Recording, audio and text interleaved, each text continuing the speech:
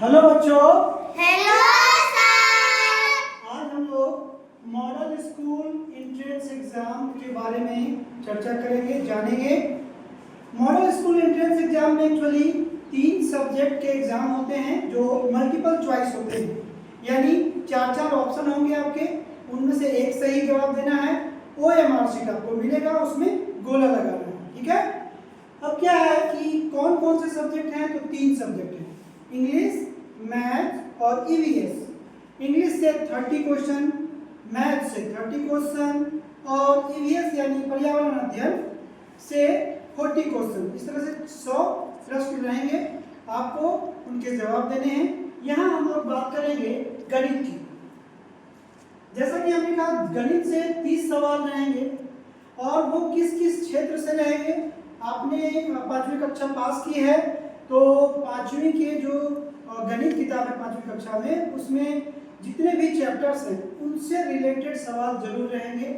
जैसे मापन हो गया, जैसे संख्या हो गया, संक्रियाएं हो गई, फिर आपका उसमें समय हो गया, घड़ी से सवाल, घड़ी से संबंधित। तो यहाँ हमने कुछ सवाल भी लिख के रखा, तैयार किया है। इसी टाइप का सवाल रहेगा, ऐसा नहीं कि यही सवाल रहेगा, आपका इसी से संबंधित सवाल रहेंगे। जैसे सबसे पहला सवाल जो है वो 4 अंक का जोड़ 4 अंकों के साथ है। ये बहुत ही आसान होता है, आपको पेशेंस रखना है और आराम से इसको जोड़ना है, इसको गलत नहीं करने का कोशिश करना है। क्या है कि गणित आपको 30 में 30 नंबर देके जाएगा। उसके बाद है 4 अंकों का घटाव 4 अंकों के साथ, फिर गुना का सवाल है, फिर यहाँ भाग का सवाल है। जैसे यहाँ 729 भाग 9, तो इसको आराम से हम लोग बढ़ा सकते हैं। 9/72, 9×9 यानी 8 और 1 81, इसका आंसर हुआ।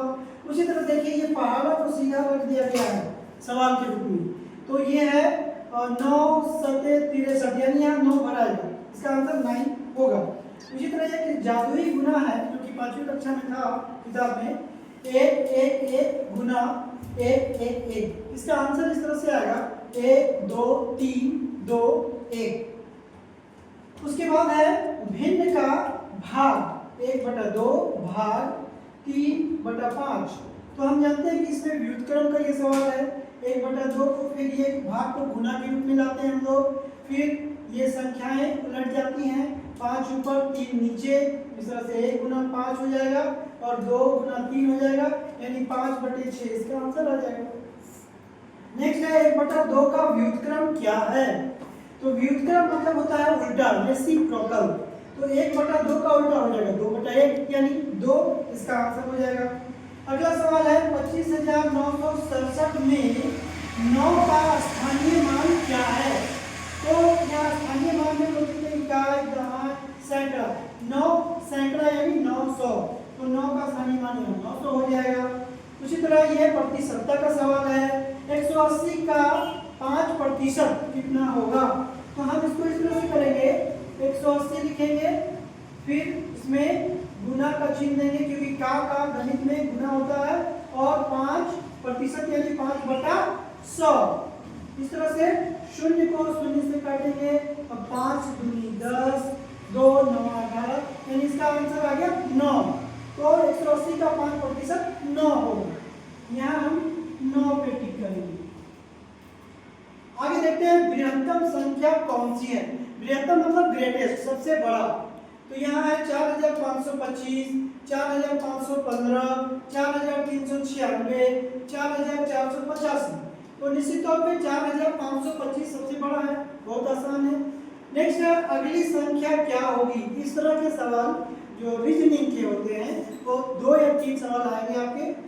3 9 27, उसके बाद की संख्या क्या होगी, 36 54 45 81 में से। तो यहाँ ध्यान दीजिए, ये 3 का एक्चुअली मल्टीपल होते जा रहा है। 3 दिया 9, 9 दिया 27, 27 दिया 81, तो ये 81 आंसर हो जाएगा इसमें।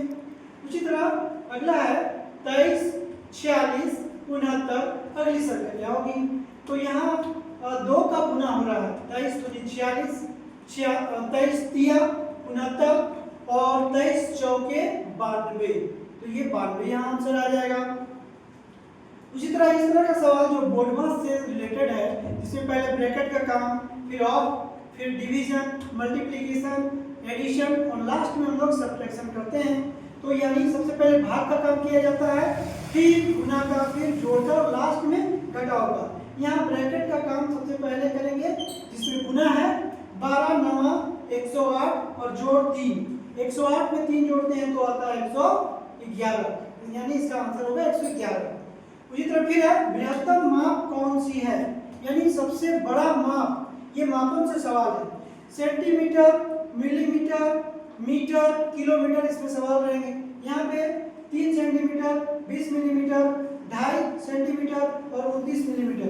तो हम जानते हैं कि सेंटीमीटर और 10 मिलीमीटर में 1 सेंटीमीटर होता है, यानी 3 सेंटीमीटर मतलब यहाँ हो गया 30 मिलीमीटर, यानी ये सबसे बड़ा है।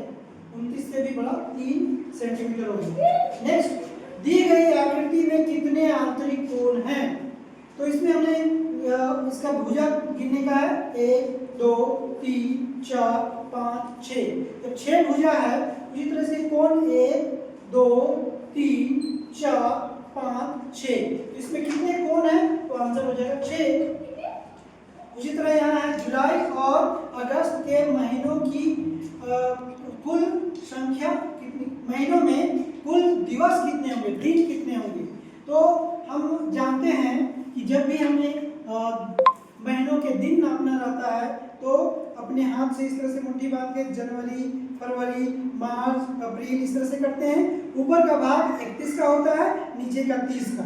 तो इसका मतलब है कि ये जनवरी, फरवरी, मार्च, अप्रैल, मई, जून, जुलाई 30 का है और वापस अगस्त, सितंबर करते हैं तो अगस्त भी 31 का है। ये 31 होता है और ये 30, तो 31 का जुलाई भी और अगस्त भी, यानी 31 31 62। तो इसका आंसर हो जाएगा 62 दिन, 62 डेज। तो इस तरह के सवाल गणित में आएंगे। अगला वीडियो में मैं फिर वापस और सारे सवाल लेके आऊँगा और उसके बाद फिर इंग्लिश और ईवीएस का भी मैं वीडियो बनाऊँगा। यहाँ मैं कमेंट सेक्शन के लिए एक सवाल लिखता हूँ, आपको बताना है 12 घंटे में कितने सेकेंड होते हैं। ये समय से रिलेटेड सवाल है, होते हैं। इसको आपको कमेंट सेक्शन में आंसर करना है। Thank you.